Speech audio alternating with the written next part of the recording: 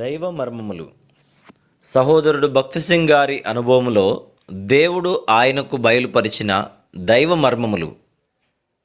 తన స్వరక్తముతో ఒక్కసారే పరిశుద్ధ స్థలములో ప్రవేశించి క్రీస్తు నిత్యమైన విమోచన సంపాదించెను. హెబ్రీలకు రాసిన పత్రిక 9వ అధ్యాయము 12వ వచనము.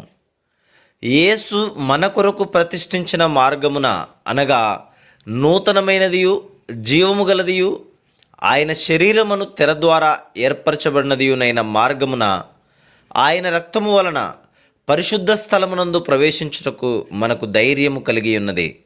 హెబ్రీలకు రాసిన పత్రిక 1వ అధ్యాయము 19-20 వచనములు.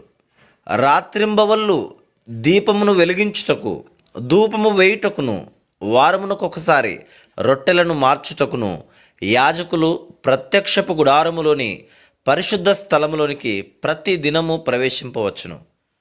ప్రధాన యాజకుడైన అహరోను సంవత్సరమునకు ఒక్కసారి మాత్రమే తెరను దాటి అతి పరిశుద్ధ స్థలములోనికి ప్రవేశింపవచ్చును. యెరూషలేములో ఈ తెరను పోలిన గర్భాలయపు తెర యేసుక్రీస్తు ప్రభు శిలువలో మరణించిన దినమున నడిమికి చినిగెను. లూకాసు వార్త 23వ అధ్యాయము 45వ వచనము.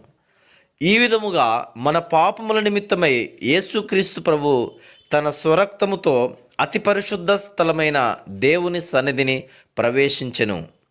హెబ్రీలకు రాసిన పత్రిక 9వ అధ్యాయము 24వ వచనము.